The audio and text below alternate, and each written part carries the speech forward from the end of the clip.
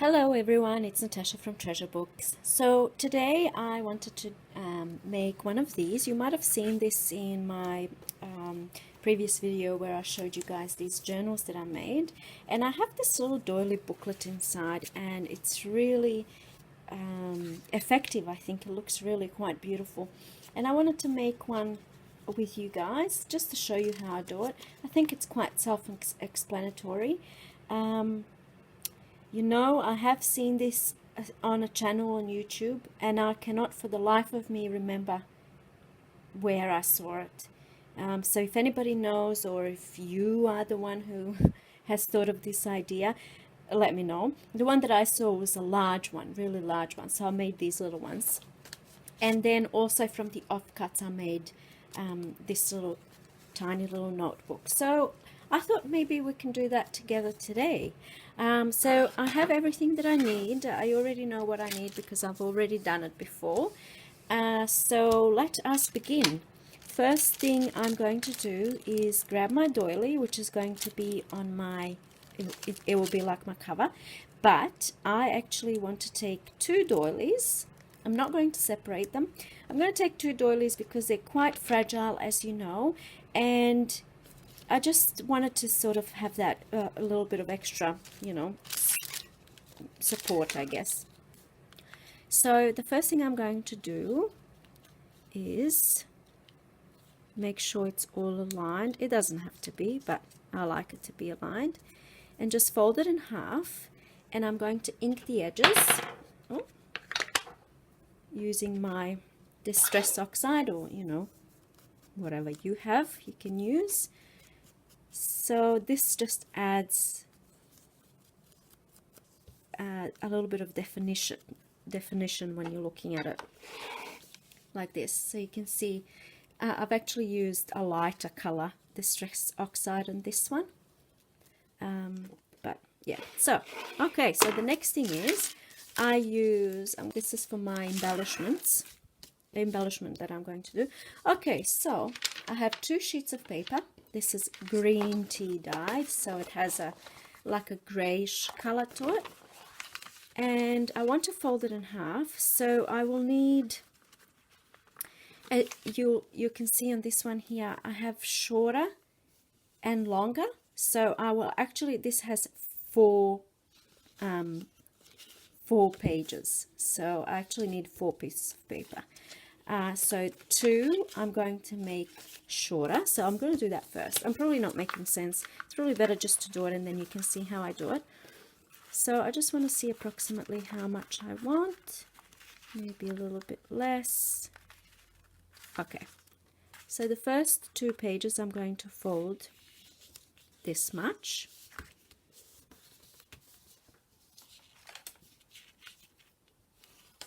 And I want a real crisp edge there. And then what I'm going to do, I need to now tear around, so I want to leave a little bit of space, but I'm not going to put it in the middle because then I'm going to be wasting all this paper. So as I mentioned before, from this part here, the offcut, I actually made little booklets. So I like to use up everything really. So really easy. Now I'm going to start tearing.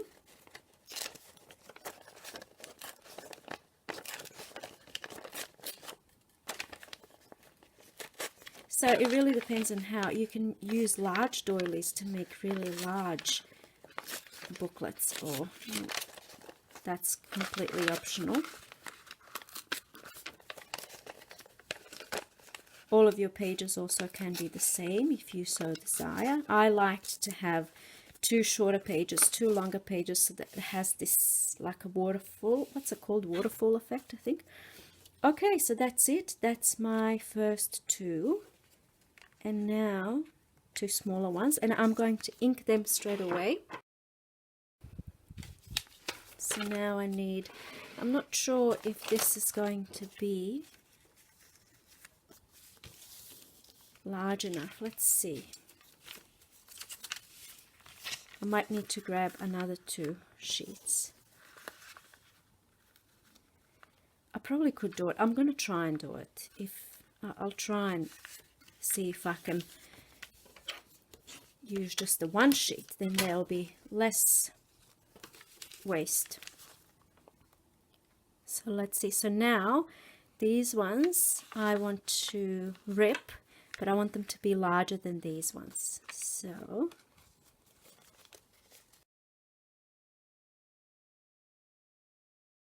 okay, so I'm going to keep these for my little booklets that I can make. So I don't like waste, so I'm going to keep those. And now I'm just going to go ahead and inch this. And I do like these, you know, imperfect irregularities. Okay, so now that that's done, we've got the doily, we've got the shorter piece and the longer piece. So now I like to put one shorter piece and then one long piece and then a shorter piece, but I need a little bit more inking here. And I want to put maybe up here the shorter piece, and then I need a little bit, just a bit more inking on this one.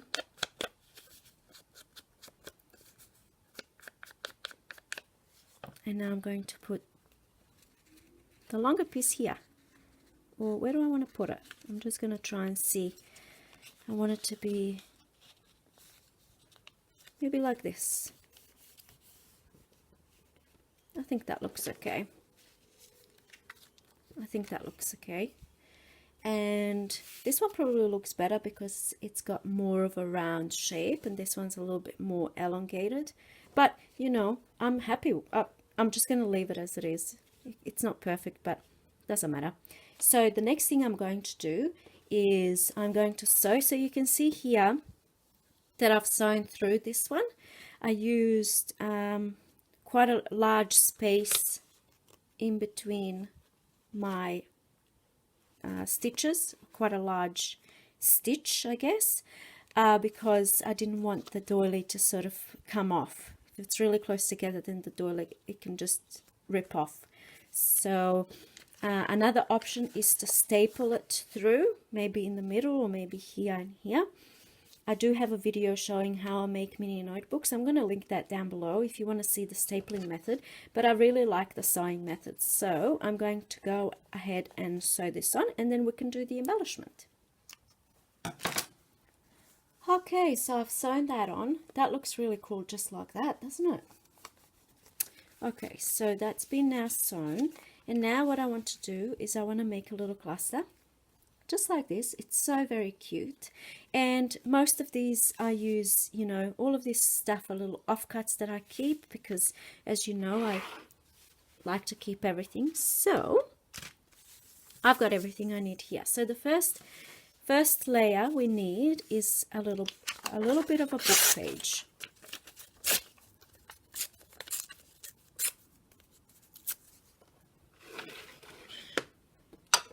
And now I'm going to ink the edges of the book page.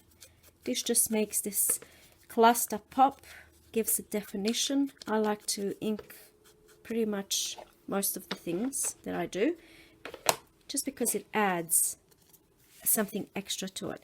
So I'm just checking. So the next thing I want to use is, this is leftover again from my tea dyeing process when I was tea dyeing my pages.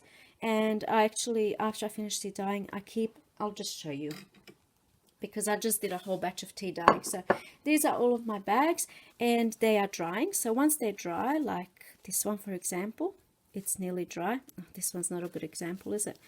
They're not completely dry. So once they're dry, I just open them up, and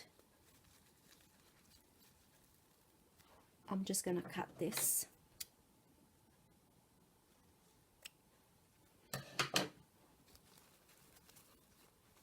Okay, so I just open them up. I get rid of the tea. A lot of people say that you can actually even use this tea for the gardening. It's great for your plants and such. So I clean it up really nicely, and then I'm left with these that I use in my projects.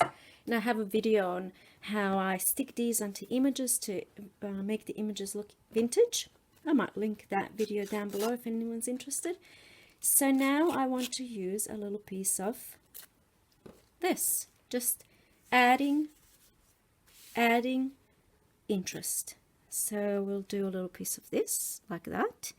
And the next thing I want to do is add a little bit of cheesecloth. This actually isn't cheesecloth. This is from a first aid kit. So it's a little bit of gauze. So I am going to use just a tiny little bit. Maybe like this. Something like that. Pop it down like this. Next thing I need is a little bit of fabric, so more offcuts. I keep everything, guys. Have I mentioned that before? And you can make, you know, this is where all of the ideas come from. I have all of these little offcuts and things. And then I think, how can I use this in my project? And then I just come up with ideas. So a little bit of fabric, but I'm thinking that's too big of a piece. So I'm just going to make it a little bit smaller. And I want to fray the edge over here. And pop it down. And then we need a tiny little bit of lace. So maybe this one. Maybe I'll use something like this. A little bit of lace, so I can see all of my layers poking through. And then the last thing is a little bit of this. This is from when I was making a journal. I was using burlap, and then there was fraying of the burlap, and as I was fraying it, I was just putting it all into a box. So, and the last thing is stapler. So now I want to staple all of my layers together, and I make sure that the staple goes through all of the layers. So when I'm putting the layers together, they go on top of each other, a little bit to the side, but mainly on top of each other. And I might just trim this a little bit and then just make it a little bit messy like that. And then the last step is gluing it onto my doily. I'm going to use my quick drying glue, so I want to make sure that the glue is not going to seep through my doily here, because then it'll, you know, it will go through and not look very nice. So if I'm going to, let's say I'm going to glue it here, so I'm just going to put a little bit just on that side, and then I glue it down. Play around with placement, make sure nothing has gone through, no glue has gone through. And let it dry. So they look so cool. They add so much interest to journals, so they can be clipped in. Let's find a page. So they can be clipped in like this into a journal, or maybe up the top like this. That looks really pretty. They can be, you know, little treasures that you find inside pockets, or like I have a pocket here. Something like this. Just looks, anywhere you put it, looks beautiful. So I actually had it clipped on here, this, not clipped on, I just put it in like this on this short page. And then the little offcut in here. So with the little offcut, this is what we have.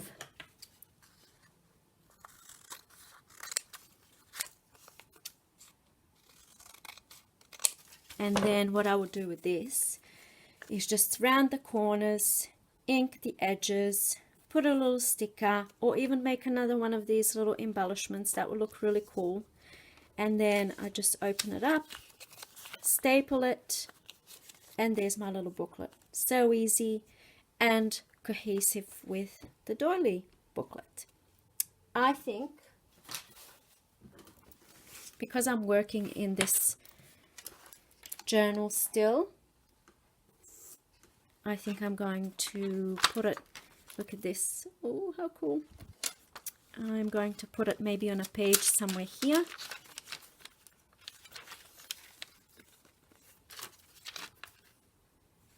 Like this, and perhaps I can use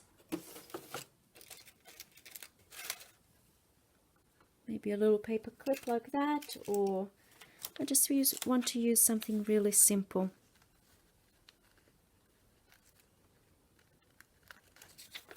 That's it. What do you think? Let me know. I think that's it for me today. Thank you so much for watching, and I'll see you in my next video. Bye.